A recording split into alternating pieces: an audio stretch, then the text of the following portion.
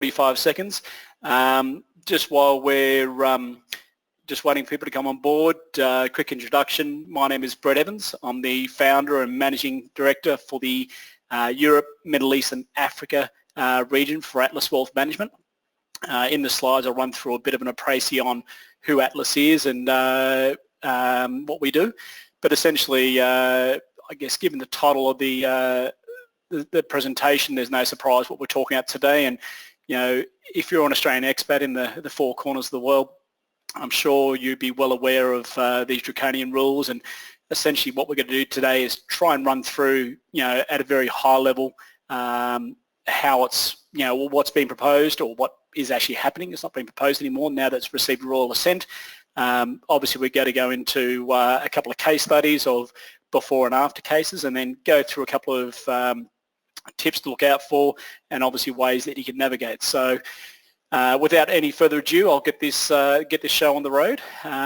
No financial or tax seminar would be complete without the obligatory disclaimer, which I've just got on the screen there now. So obviously this presentation is made on the basis that it contains general as opposed to personal advice. This means that it has been prepared for multiple distribution without consideration of your investment objectives, financial situations and needs. Accordingly, the information given is not a recommendation that a particular course of action is suitable for you, and the advice is therefore not to be acted on as financial advice. You must assess whether or not the advice is appropriate for your personal circumstances before making any financial decisions. If you require assistance with this or a personal recommendation, certainly reach out to an accountant, a lawyer or a financial advisor who has a lot of experience in this. And that's quite a good point, because we have had a number of questions from people in the four corners of the world saying their tax accountant saying this or their advisor saying this. There is a lot of, I guess, confusion. I wouldn't say misinformation, because I'm sure these people genuinely aren't trying to mislead their clients. But hopefully today we'll run through and cover off some of the main high-level points, and then we'll obviously throw it open at the end to the all-important Q&A, which I think is where most people get their value. Who was Atlas? We're the leading provider of Australian expat tax financial advice, and we've won multiple domestic and international awards for the services that we provide to Australian expats.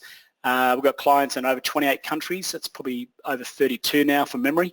Pretty much I dare say we've got clients, existing clients that are in the same situation as everyone on this call today. So we're not just swinging from the trees here. We are speaking from experience. Atlas has been very, active in lobbying Canberra when this bill was first recommended in the 2017 federal budget. And from our point of view, look, no one likes to pay tax, but there is what's called the spirit of the law, and this legislation goes well beyond that, and we'll cover off on that in this webinar today. So what are we going to talk about today? Well, who it relates to, what is the main residence exemption, what are the new rules with the main residence exemption, how does this affect deceased estates? That's a big one, with the transition of wealth from the baby boomers to the younger generations going through at the largest scale that we've ever seen.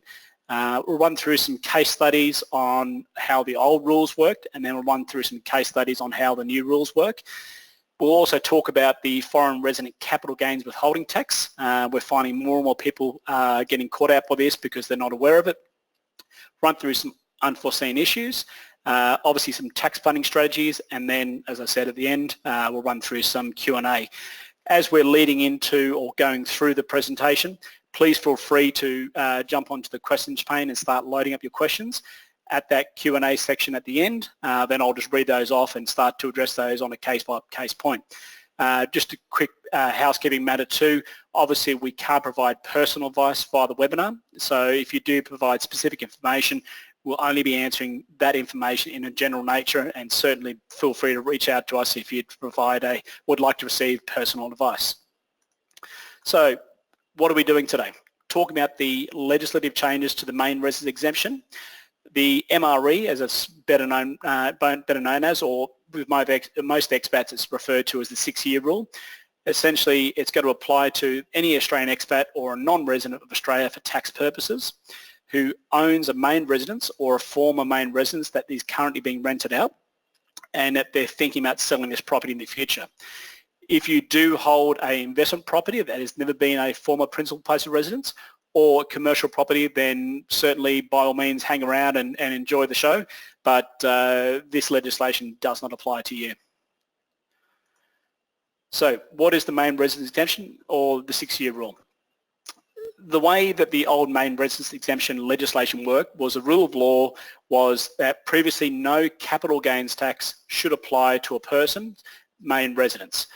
Main residence is a place that you've previously lived in and was deemed as your principal place of residence from a taxation point of view.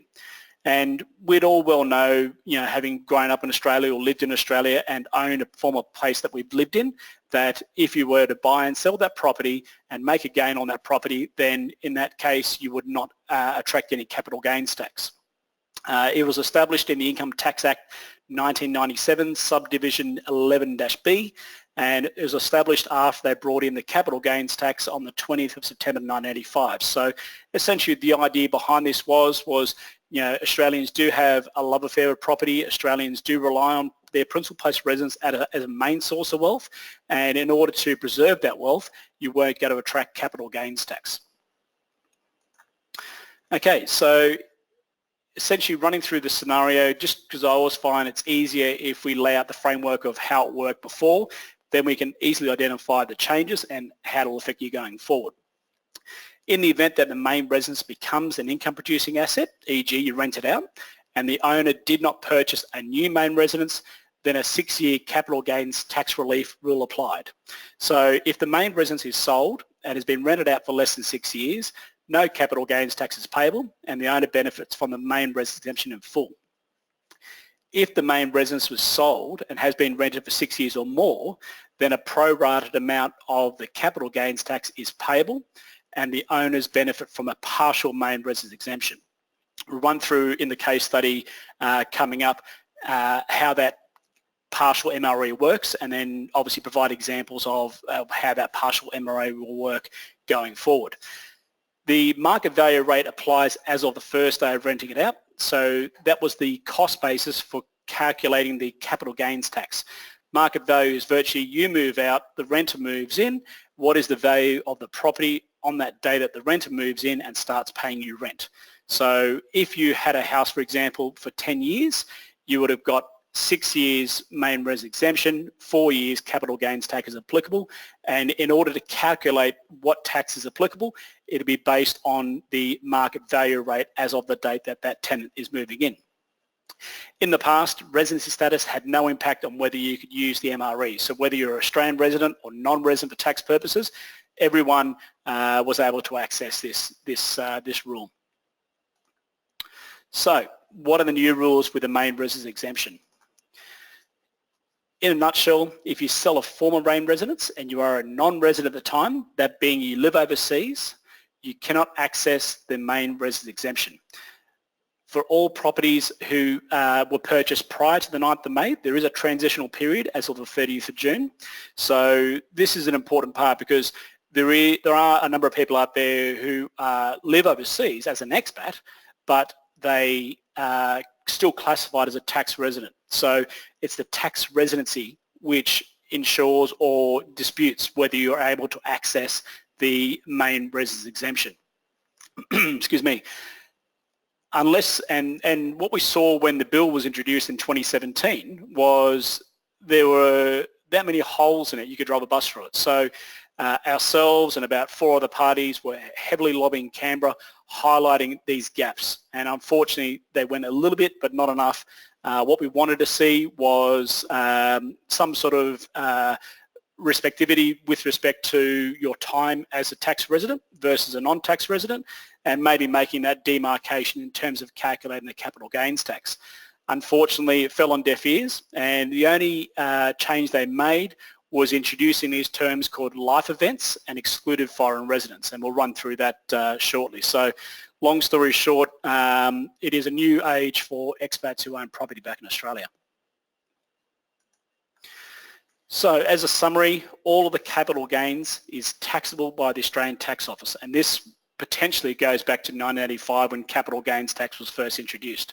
So this is why we lobbied so heavily, because you could have lived in a property for 20 years as your main residence and then moved overseas for 3 years, and if you happen to sell that property after, let's call it the 1st of July 2021, then there is no respect of your tax status as a tax resident for that 20-year period. You'll be taxed on that whole period back. There is no partial main residence exemption available, and this is what we're lobbying for. We're not trying to dispute the fact that it was a good deal for expats, but it's also a good deal for residents as well. But anyway, that's by the point. We really sincerely wanted to see a carve out of your time as a non-tax resident versus a tax resident. And unfortunately, Canberra didn't see that and passed it through in its current form. The cost basis is equal to the purchase price, assuming no significant capital works. And what that means is if you bought a house for $500,000, then that is your cost basis for calculating capital gains tax. If you bought it for $500,000 and spent another $200,000 on it, then obviously that's that capital works that does go in and adjust that accordingly. Capital gains tax will be taxed at the non-resident marginal tax rate, and as I'm sure a lot of expats are aware, that is an incredibly high rate with no tax-free threshold. It starts at 32.5 cents on the first dollar, up to $90,000, then goes up to 37% from 90 to 180, and then 45% over 180,000. We'll run through some scenarios and some calculations ahead, which will show just how high some of these bills can be.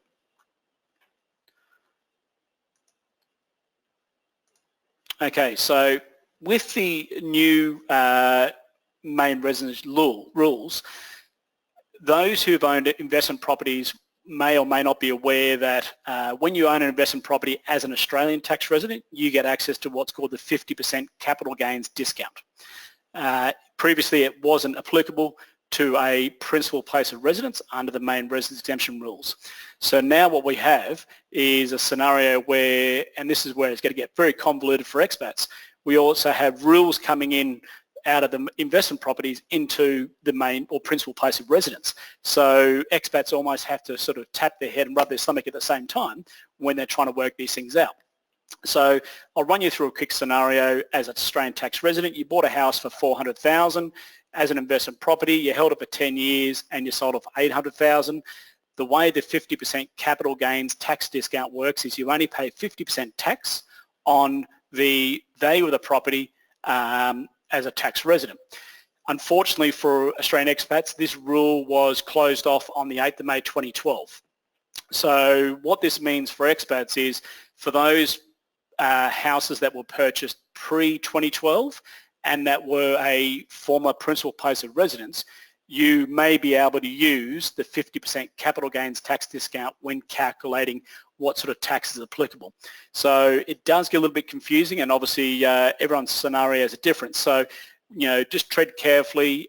Essentially, 8th of May 2012 is your demarcation point. So if you bought a house on the 8th of May 2000, then from the 8th of May 2000 up to 8th of May 2012, you may be able to access that 50% capital gains discount, and then from that period on, you'll be paying capital gains tax at the full non-resident marginal tax rate.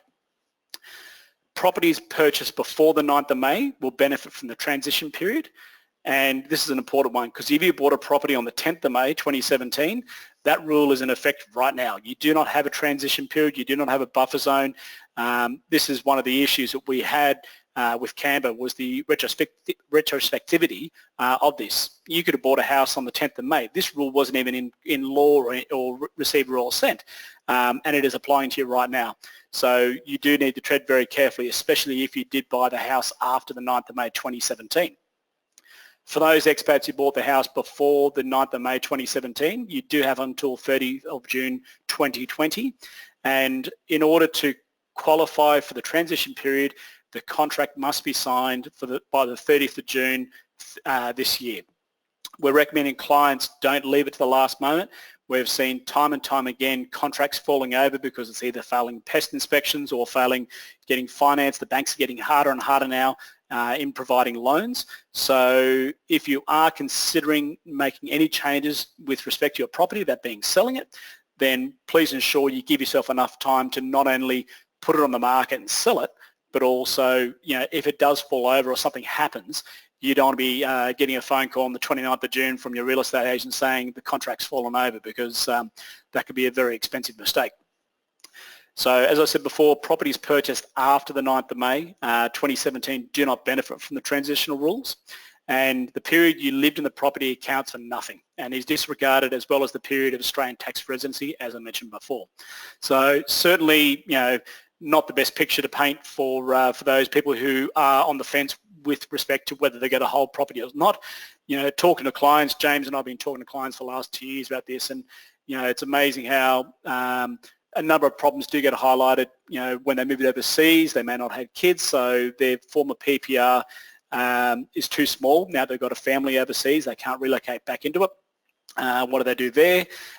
Also, too, our biggest concern is the number of people who aren't aware of these changes and decide to sell for whatever reason and not aware of the capital gains liabilities that they might be exposed to. So for those on the call, it's sincerely appreciated just to get the word out there amongst your friends and colleagues.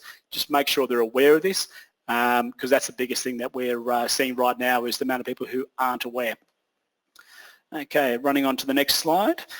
So tax residency at the time of sale is the determining factor to whether you can benefit from the old main residence exemption rule after 2020. So essentially what we're looking at is the scenario where people are discussing moving back to Australia, moving back into the property, make it their principal place of residence again, and becoming an Australian tax resident. Australians being Australians, they love to sometimes push the envelope, and everyone's asking for what's the minimum amount of time that they can move back into a property and sell it and then get back out again. And unfortunately, essentially, the ATO is very grey on this area. So when it comes to qualifying as a tax resident, first one is obviously the primary test is resides test. Where do you live? So in this scenario, more than likely you'll move back into your former principal place of residence. The 3 secondary tests is the 183-day test in a financial year, the domicile test, and the Australian Government Employee Super Contributions test, which doesn't apply to many expats at all. The biggest thing we say to clients is the ATO loves to make this a grey space. There is no defined period as to what time frame makes you a tax resident, whether it's 3, 6, 9 or 12 months. And obviously we always recommend you be more conservative, because the Commissioner of Taxation will be using Part 4A in the anti-avoidance rule for income tax if they do deem you to be, I guess, manipulating the situation just for your own benefit to avoid paying capital gains tax. So essentially your habits have to resemble that of someone who's returned permanently. It's not to say you have to stay there permanently after, but you want to make sure if you are relocating back to Australia, your actions match that of an Australian resident returning permanently. Okay, so now we have these new terms called foreign excluded residents or excluded foreign resident, and life events. So in the latest changes that were brought forward back in the middle of last year, a number of new inclusions were included into the bill, and these are life events and excluded foreign residents. So what is an excluded foreign resident? Excluded foreign resident at the time that the capital gains tax event occurs, you've been a foreign resident for a continuous period of greater than 6 years. So I guess the small positive take out of this is at least they're using the same 6-year time frame, so it's not too hard to forget that time frame. But essentially, if you have been overseas for a continuous period longer than 6 years, then you are classified as an excluded foreign resident. The life events test can only apply to someone who has been a foreign resident for a period of less than 6 years, and we'll run through what is a life event now. So a life event essentially is the unfortunate circumstances where in your period overseas, and once again this has to be for less than 6 years, either yourself, your spouse or your child under the age of 18 attracts a terminal medical condition.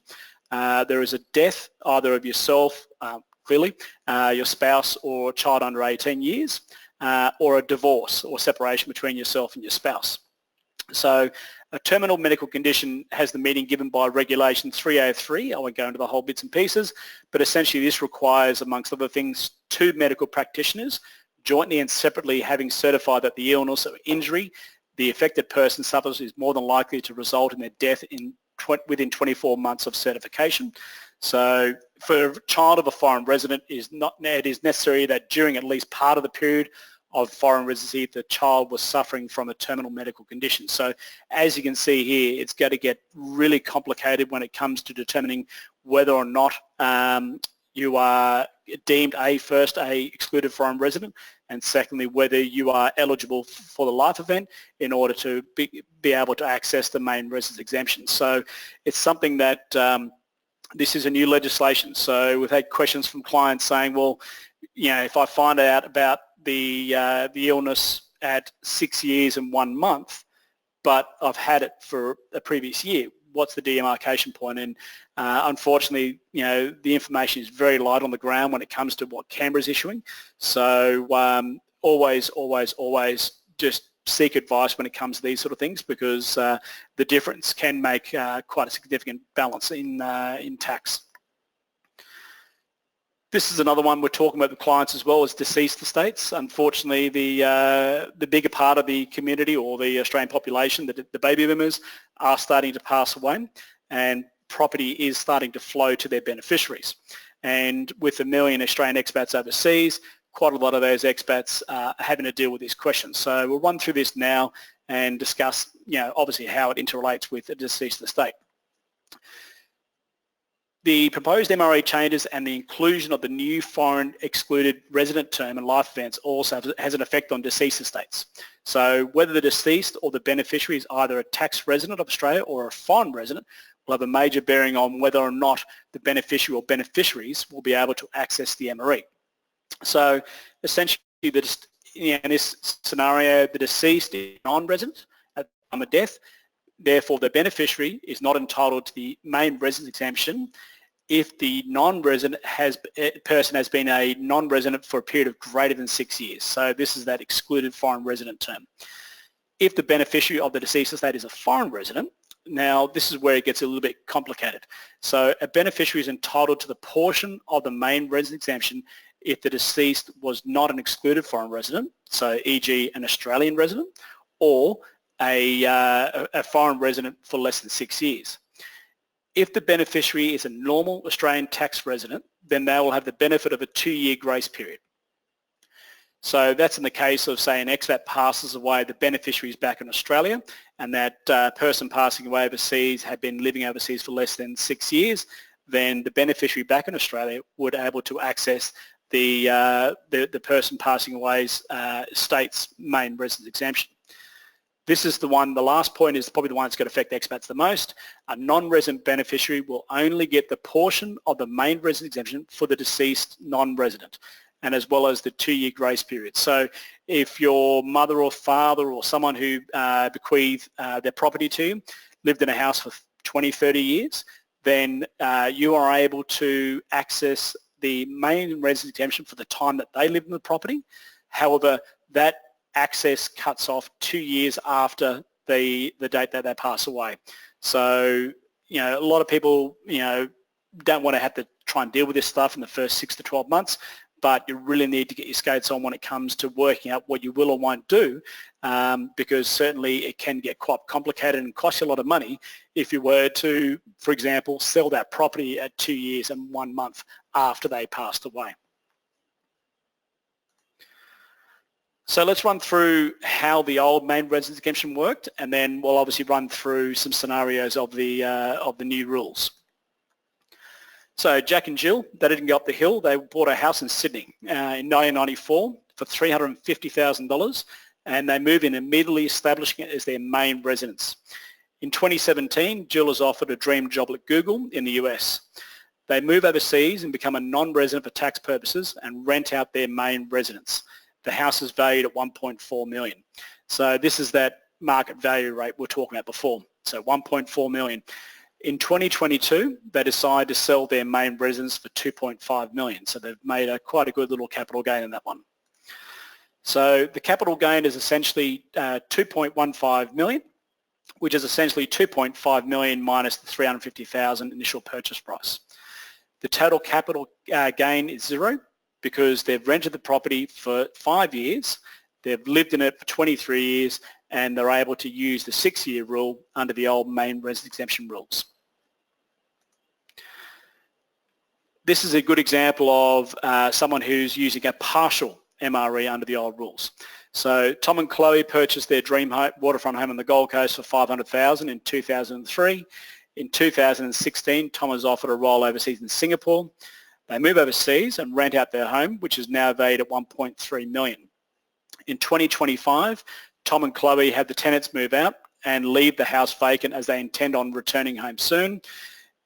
Nothing happened. In 2027, they sell the home for $2.7 million, and the house has been vacant since 2025 as Tom and Chloe's plans changed and they did not want to re-tenant the property.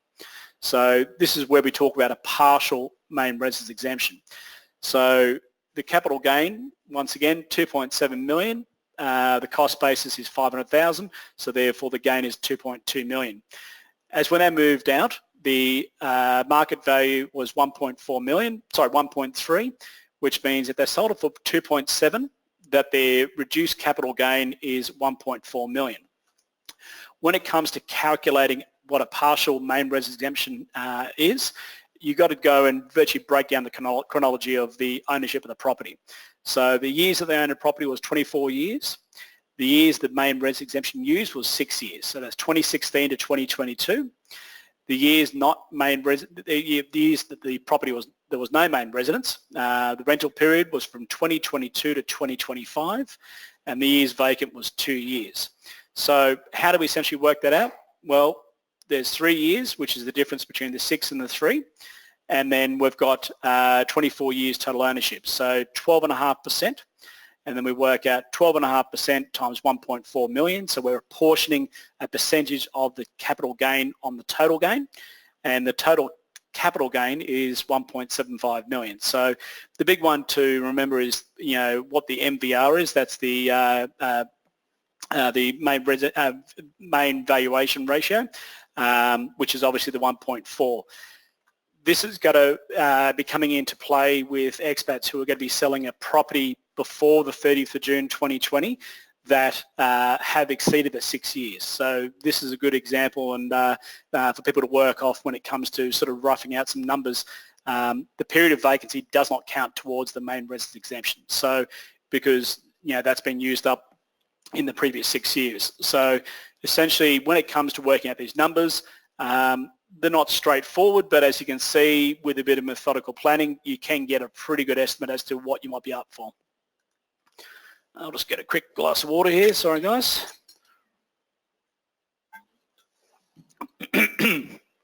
Okay, so now we're going to run through the new rules and how they work for expats. So back to Jack and Jill. When they bought their house in Sydney in 1994 for $350,000, and they moved in immediately. In 2017, Jill moves to the US, as we know, and the house is valued at $1.4 million when the tenants come in. In 2022, they decide to sell their main residence for $2.5 million. So same numbers as we used in the old MRE calculations, but you'll see quite a difference here. So the total capital gain is $2.15 million. Now, earlier on, I talked about you're able to access the 50% capital gains discount that applied up until the 8th of May 2012. So the number of years between they purchased and 2012 was 18 years, and the total number of years that they've held the property is for 23 years. That's up until 2017 when they moved overseas. So they're able to access 78.26% of the 50% capital gains discount, which is 39.13%. So we always try to provide as much information on our slides as possible just to make it as easy as possible to sort of go back in the numbers and sort of apply them to yourselves. But there's a good example of how to use a partial main residence how to use a partial 50% capital gains tax discount in the post-2020 environment. So the total capital gains is $1.3 million, which essentially is 1 minus 0.3913, which is that percentage, and multiplying that by the total capital gain.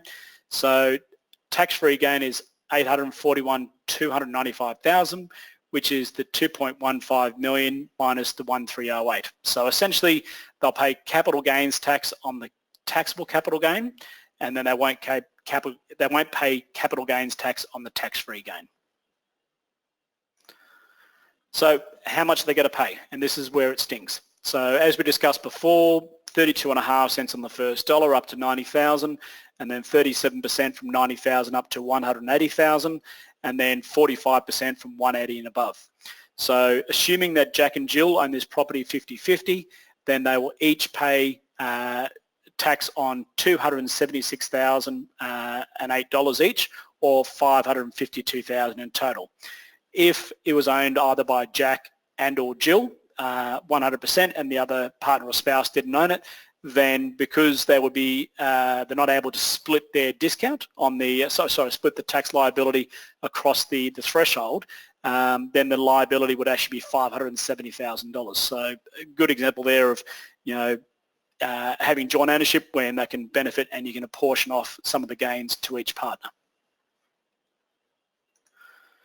Okay, so this is one thing that was introduced recently, and a lot of expats haven't been exposed to this, and we'll run through some of the scenarios where if you are considering selling a property, what you need to be aware of.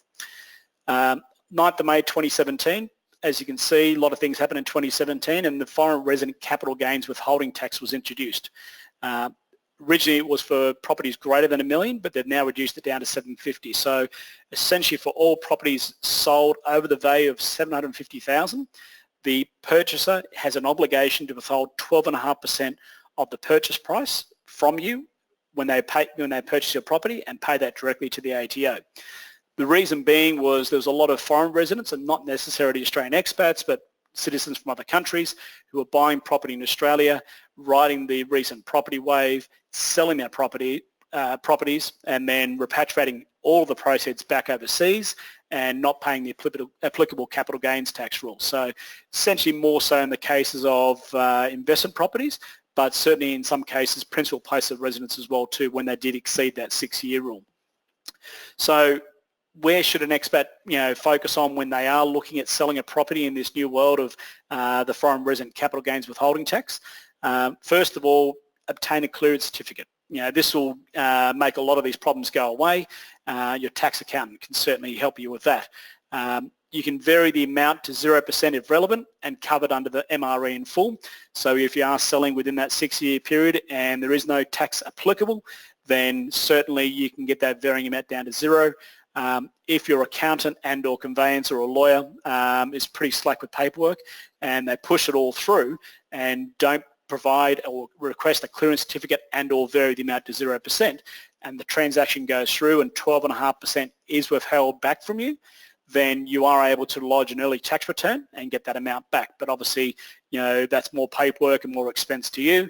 So what we're trying to do with these the webinars is give you a bit of a framework that if you are considering selling, these are the things you should be focusing on before you even sign a contract. Get your accountant, get your conveyancer, get your lawyer on board so that they're aware of these changes, because a lot aren't. Just because they're tax rules doesn't mean anyone or everyone in the tax world knows about these rules. We come across accountants and lawyers every day who aren't aware of any of these changes because their speciality is not in handling expats. So certainly when you are building up to this period, line all your ducks up and it'll make life a lot easier for you. So unforeseen issues that we do see. The first point, look, many expats will likely be of the opinion that they would not have to pay tax on their principal or former principal place of residence, so they may not have the paperwork. They may not have kept receipts for capital works and improvements that they've done on the property, which would change your cost basis, would actually increase it. Get back to that example before of buying a house of 500 and spending 200, your new cost basis is now 700,000. So as you can see, working out what that cost basis is very important, because if it's done correctly, then you should be able to mitigate any excess tax.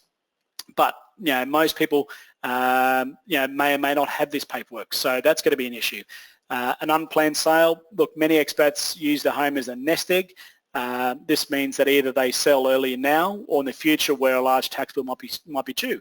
There's nothing worse than your hand being forced to take a financial action on an asset because it doesn't suit you. So this is the main issue we talked about with clients is, you may not want to sell, but how do you view that property in 5 years' time when you do intend to return back to Australia? You may have to bring forward any sale plans to comply, well not comply, but to fall under the new transition rules. Look, we've had this conversation with clients as well, forcing expats to end their career pursuits overseas to return back to Australia earlier than expected. We've got clients who are looking at moving back to Australia in 2021 and their house would not have been suitable for them. So they've now had to return back earlier to look at selling that property because they would have an issue with either getting the family in or moving to a different city or town. So running through, and this is what we've been talking about with clients for the last 6 months, there are a number of tax planning strategies that you can bring in that don't totally remove the liabilities in the post 30 June 2020 period, but it can soften the blow to a certain degree. Certainly you can move back into the property and establish it as your main residence before the 6 years is used. If you have used up to the 6 years, then selling as an ordinary tax resident, this will give you a partial main residence exemption. Using a concessional contribution strategy in your super fund to claim a tax deduction and offset that amount against the capital gain, and then using the catch-up concessional contribution legislation to offset a large portion of the gain. Don't be too concerned about what these terms are. We're about to explain it in the next couple of slides, and we'll go into this in more detail. So what is a concessional contribution strategy? If we take a step back, a concessional contribution into super is pre-tax. When you lived and worked in Australia, your employer would pay 9.5% of your salary into super in lieu of giving it to you, and then will pay you the net difference after tax. This super contribution is considered a concessional contribution, which is before tax. A non-concessional contribution, which is paid out of after-tax money, so virtually money sitting in your bank account, that is after-tax money. So concessional is before, non-concessional is after. Most expats, when they move overseas, they're not receiving concessional contributions, which can open up a window of opportunity, because what can happen is you're able to claim tax deductions on any money you contribute into super as a concessional contribution. First of all, you need to make sure that you haven't maxed it out. So, most people aren't aware that they can do it, so that's a pretty slim chance, but there are some who are making that strategy work for them because they're trying to offset a positively geared property and paying non-resident tax on that positive income from a property if they have a rental property. You have to be eligible to contribute to super, which is virtually 65 or less. If you are aged between 65 and 74, then you must be gainfully employed or meet the works test. That's a 40-hour work period in any 30-day consecutive day period. You're exempt from this test if your super balance is less than 300,000 as at the 30th of June in the previous financial year. So essentially a concessional contribution is a pre-tax contribution to your super fund, which when the money goes in, you pay tax at the rate of 15%. Now, obviously, that's a lot lower than the 32.5% that the Australian non-resident, the expat non-resident marginal tax rate is. So that's where the difference is, and you cannot avoid that, but you can certainly reduce it to a certain degree. So right now, the annual contribution cap is $25,000. So let's run through some numbers and just try and give you an idea of how this works. So Jane is a non-resident. She sells a main residence on the 2nd of July 2020. Not good for Jane. She just missed out in a couple of days, but it happens. Jane realises a capital gain of $35,000. So Jane has not previously contributed to super prior to the 2021 financial year. So if Jane does nothing, she'll pay tax at the non-resident marginal tax rate, which we know is 32.5 cents on the first dollar up to $90,000. So essentially she pays $11,375 to the ATO. Thank you very much. If Jane utilises her concessional contribution cap, then she deposits $25,000. So taking the proceeds from the property sale and then depositing $25,000 into super, which is taxed at 15% on the way in, which is $3,750. She only pays non-resident marginal tax rates on the $10,000, which is at $3,250 because she claims a tax deduction on the $25,000 that she's deposited into super. So total tax paid is $7,000, and she suddenly saved $4,375. So, you know, a bit of a win for Jane, but it would have been better if she sold, you know, prior to the 1st of July 2020. The next one is a new rule that a lot of expats aren't aware of, and even though this was not brought in for expats, I think it's one of the best things that expats have been given in the last couple of years, considering the fact that so much has been taken away from a tax point of view. So the federal government introduced what's called a catch-up concessional contribution strategy. And what this means is that $25,000 limit in pre-tax dollars, if you don't use that whole limit, you are then able to carry forward to the next year, and next year and next year and next year for the next 6 years, so 5 years. So what it means is after year 6, essentially you've created $150,000 in potential tax deductions if you deposit that money into your super as a concessional contribution. If it's a husband and wife, then it's a $300,000 tax deduction.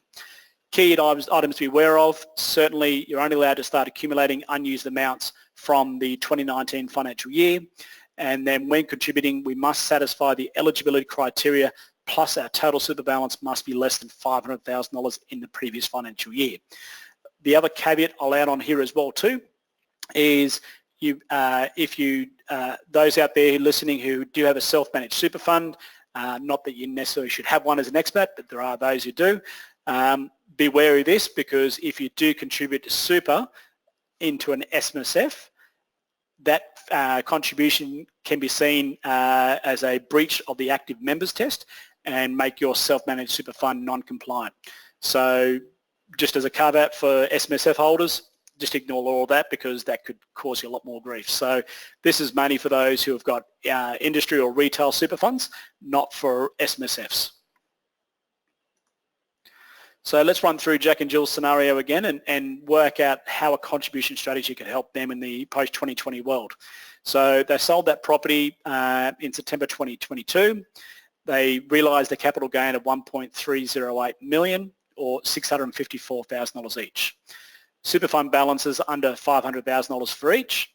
They're eligible to contribute as they're under the age of 60. You know, you can contribute at a higher age, but for this sake, we're just talking about everyone under 60. And there have no previous concessional contributions have been made. So here in the 2019 financial year, we can see $25,000 accruing every year. So by the 2023 financial year, they've got $125,000, and therefore they both have $125,000 personal tax deductible contributions that can be utilised. So let's crunch the numbers and see how it works for Jack and Jill. The realised capital gain, as we discussed, 1.3 million odd. The previous tax paid to the ATO was $276,000 under that old scenario where we just paid the freight straight away and did not look at any other strategies. They've accrued $125,000 each. All these calculations are per person. So they put $125,000 into their super each. They pay tax on the way into super of $18,750. So the net capital gain is essentially the $654,000, which is their original tax liability, minus the catch-up concessional contribution amount, which is $125,000. So now their net capital gain, which is how they use to calculate tax payable to the ATO, has gone from $654,000 down to $529,000. So tax paid outside of super is $219,000. Total tax paid was $238,000. So $238,000 is the $18,000 that is paid on the money contributed to super, plus the $209,000 each that is paid to the ATO. So Jack and Jill save $37,500 in tax. So summarising your thoughts, as you can see here, this is a rule-moving beast, and from our point of view, it really is something that can be quite complicated when it comes to working out how it's applicable to different scenarios. So I can see the question box has been filling up very quickly. So let's run through some Q&A, and let me just grab a glass of water before we go there so I can start to answer these questions for everyone. So Kerry's put up a question. If I move back to Oz and take up residency and move back into my property, what will the tax implications be?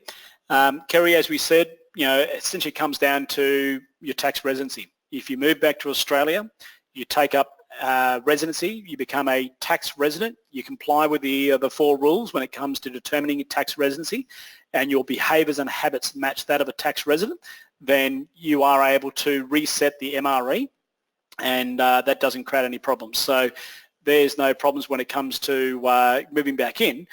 If you were to move back in, sell it on day 1 and then take off in 3 months' time, then using those end avoidance rules, I'd say the ATO is going to come knocking on your door and come up and ask you about what your intentions were at the time, because the habits and behaviours don't match that of a resident, that being you've flown back in, you sold a property and then taken back off again. Question from Ross here about the excluded foreign resident. If the deceased is an Australian resident who owned and lived in a property and was the main resident for 20 years, and there are 3 beneficiaries, one is an expat of 30 plus years who is tax exempt in Australia, so each beneficiary has a 33% ownership of the deceased property, does that expat have access to the MRE for his or her share of the capital gains tax payable? Yes, Ross, essentially every beneficiary will have their own tax liability, and based on that tax liability, the biggest thing we talk about with clients is, there's so many properties these days intermingled or siblings that are joined together. So certainly from our point of view, we're saying to clients, everyone's going to be assessed on their own basis.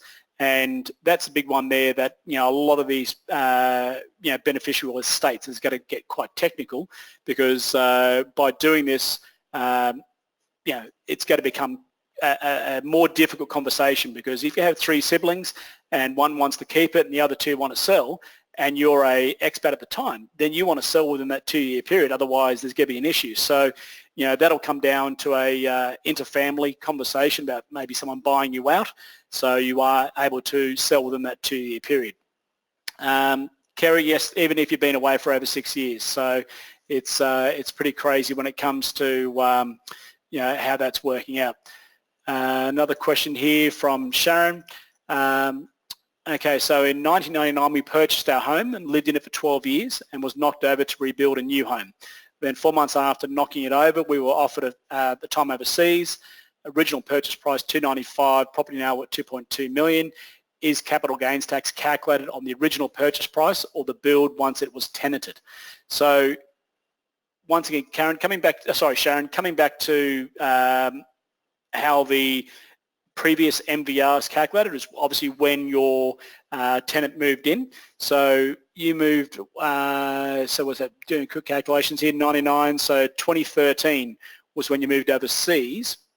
In your case, obviously we can't talk about specifics, so if you purchased the property in 99 and lived in it for 12 years, your new purchase price will be combined with obviously any capital works that you've conducted on that property. If this is sold post 30 June, pre-30 June, you may be able to access a parcel main residence exemption. So that's quite a complicated one, and certainly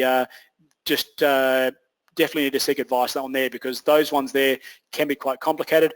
Obviously, if you are selling post 30 June 2020, then other things come into facts, about costs that you can claim on, capital works, and all the other bits and pieces that accountants can run through. Kim's has put up a question for the catch-up concessional contributions. Can we use that pro rata? We moved back to an investment property in late 2000, and sorry, you didn't put another date there, Kim, so I'm not sure, and then sell within 3 years. Can we apply the concession catch-up for 2019 and 2020 only? You'd have to probably answer what you said, late 2002 something, so I'm not sure whether that's 2020 or what date that is, Kim. So if you could just answer in the comments below, because that's going to, oh, here you go, 2020. Okay, you're nice and quick. So for the catch-up concession, can we use the pro rata? Yes, you can contribute. You can build it over time, 2019, 2020. You move back into the investment property in late 2020 and then sell in 3 years. If you did move back into that property in 2020, then I'm assuming this is a former principal place of residence, then you may not need to use the catch-up concession because you're back in Australia. So once again, the overarching fact you need to consider is with respect to that tax residency at the time. If you are a tax resident, then you are able to access the main residence exemption. Oh no, okay, so you said you never lived in the property, so it's an investment property. So if it's an investment property, essentially the way that works is for the time that you've been overseas, that'll be classified as an investment property for non-tax residents, and then the time you live in it, you will have the main residence exemption for that period. So in terms of can you use, and then if you lived in it and then sold it after, can you use the catch-up concession before that? The issue you might find is if you do move back in, then your employee may maximise or fully utilise that catch-up, that concessional contribution, which may make it go away. There may be a little bit there, but once again, we can't go into too much details. Obviously, we can't provide personal advice online in this forum, so I definitely recommend you reach out and crunch those numbers. Okay. So if you go back from Marnie, if you go back to your PPR, which has been over 10 years prior to renting, after having rented it for 3 years, for 6 years after rent, what is the breakdown of tax? So if you go back to your PPR, which you've owned for 10 years prior to renting it, so it's a PPR for 10 years, and then you've rented it for 3 years, I might just get you to clarify that, Marnie, because have you rented it for 3 years or 6 years? Yeah, I just need to check that. I'll just go on and answer another question, Marnie, but if you just want to clarify the breakdown of the period. So you've owned it for 10 years prior to renting it, and then you've rented it, either needs to be 3 or 6 years. Just let us know what that number looks like.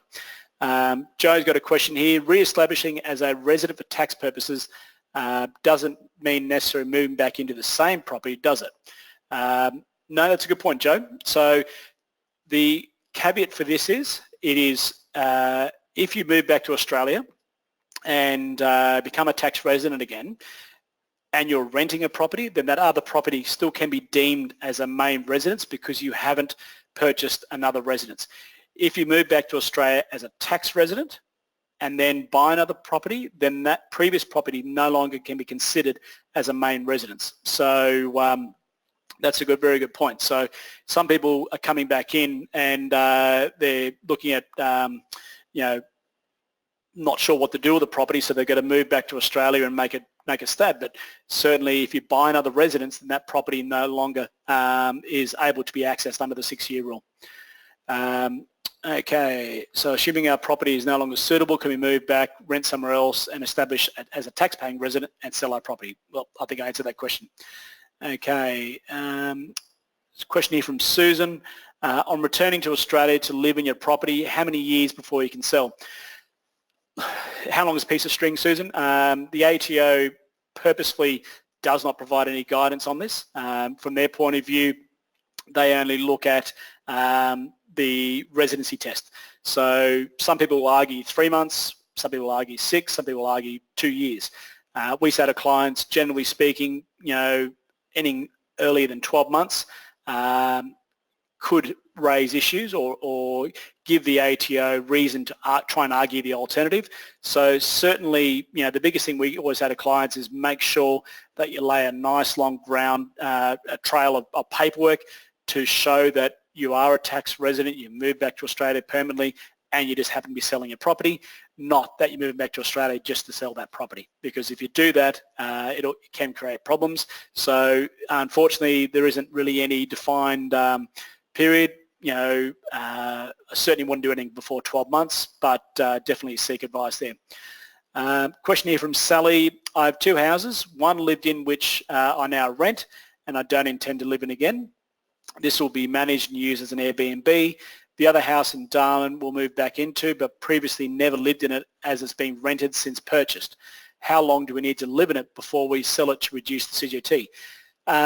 Good question, Sally, and sort of going back to Joe's question before about getting a partial main resident exemption. If there is a property that, sorry, not Joe's question, Kim's question, that she never lived in the property but may move back into it as a PPR. it really comes down to the gains, in that period. If the gains are flat, then the whole conversation is pretty much moot.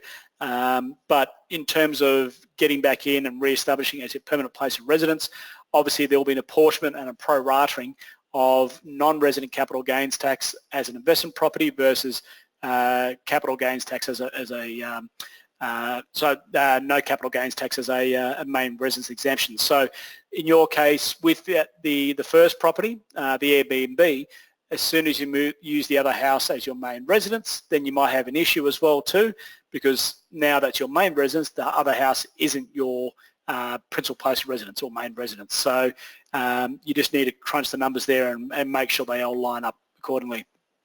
Okay, so here we go. So Marnie's come back to me, so rented it for 3 years, then lived in it for 6. So just go back to Marnie's question. If you go back to your PPR, which was owned for 10 years prior to renting, and then having rented it for 3 years, then lived in it for 6. Well, okay, that's really the devil's in the detail there, Marnie, because the issue you've got is what day you, or what date you purchased the property, what date you moved out, and so on and so forth. So I could chase the rabbit down that hole, but I'd probably be overstepping my mark in terms of providing personal advice. But it really comes down to, if you bought a house in 1990, it might be different to a house in 2015, because obviously then you've got different tax rules to take into account. So I'd love to be able to go into more detail there. Okay, so you said they bought the property in December 2017. Yeah, look, I'd probably, if you want to reach out to me, well, I'll put our details next on how you can get in contact with us. I'll just put that up now for you. When it comes to looking at, crunching the numbers, yeah, we can only go so far, unfortunately, and we can sort of do the 40,000 foot view and paint a picture. But when it comes to providing personal advice, then unfortunately the law doesn't allow us to do that over this forum. So feel free to reach out to us on those contact details. Okay, so Fiona's just put up a question. I'm just purchasing a property overseas whilst renting out my property in Sydney for a year and lived in it for 6 years. Does this impact the tax situation? Once again, very good point as well too. A lot of expats may or may not realise if you do buy a house overseas, or depending on which account they work with and the jurisdiction they're in, some may argue that that's now your main residence. And by having a main residence overseas, therefore you don't get access to the MRE back in Australia. So I would say, from your point of view, Fiona, definitely seek advice there, because that could be quite, what's the word, tricky, I guess you could say. So without wanting to say too much there. So, okay, so we got some questions emailed in before, and I'll just quickly bring those up on the screen now.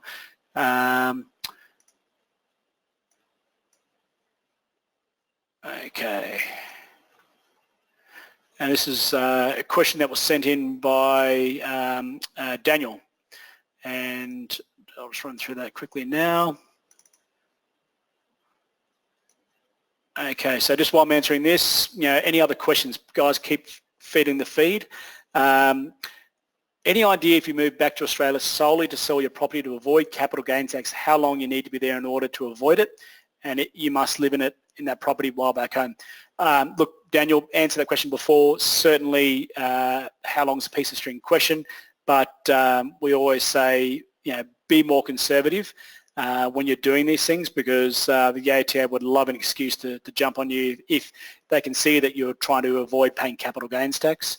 Have you got an example or a simple formula to work out roughly how much CGT will be applicable to your property?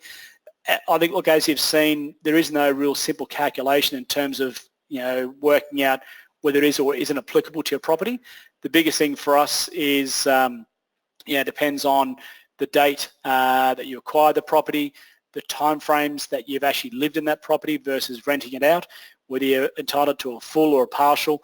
I'm sure someone with a lot of Excel spreadsheet skills could suddenly work something out with the what-if scenario, but it really comes back to, working out your personal details. I hope, when we send out the slides, that'll provide some assistance as well too. So certainly from our point of view, we're trying to provide as much as possible without going into to personal detail. Okay, question here from Susie. What happens if remarried and upon moving overseas and upon return, do we need to choose which home becomes the PPR?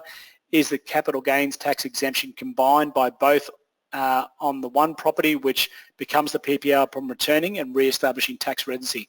Look, great question there, Susie, as well too. I think the issue you've got there is it really comes down to your ownership of that property. If you are either a 50%, 75, 100% owner of that property as you move overseas, and I'm assuming that you inherit that property, it also depends on who your partner is. So we do not live in either home as a married couple. Okay, 100% owner. So, look, if that's the case, I think people need to sort of wear two hats when they're looking at their property portfolios. The first property portfolio is investment properties where they haven't lived in at all. So any period while you're overseas, capital gains tax and obviously non-resident marginal tax is calculated on that period. So if the growth is 10% over 5 years, 2 years, then that is the non-resident portion. If you move back into that property, then you can pro-rata the main resident exemption because you are moving back into that property as a principal place of residence. So there's always this demarcation in the property journey, and one thing we talk to clients about, and biggest thing we encourage is going through a lot of these things. We will often talk about demarcating the tax status of your property at different points in time, like by milestones. So we often talk about going through and getting certified property valuations on properties so that if there is an argument about how much tax may or can be paid, then you've got a professional valuation on that property to argue the point. Unfortunately, you cannot rely on property appraisals by real estate agents.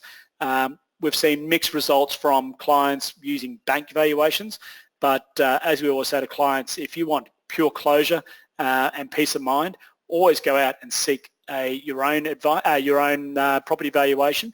And the reason being is it's been purchased by you, it's yours, and then if you are drawn up by the ATO, you can furnish that document which argues your point, as opposed to an agent told us this or the bank said this.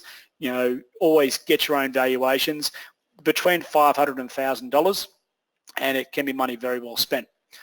Okay. Question here from Duncan.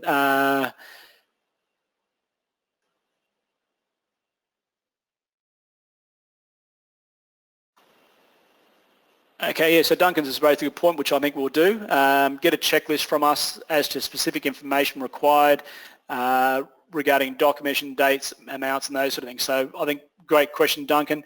What we might actually do is put it up as a blog post and share that on our social media channels, because certainly from a big thing from us is, we've seen a lot of clients already going through this process. A lot of clients already sold. Some have decided to hold, but lining their ducks up has been a very technical piece. So I'll just put up on our social media channels just here as well. Facebook is our main broadcast, as well as Twitter. With Facebook, we put up all our blog articles. They're real time, so as we type them, they come out, and we'll certainly put something up there. So definitely encourage everyone to follow us on those channels. Instagram if you want to see what we look like, but more so Facebook. LinkedIn is another one too.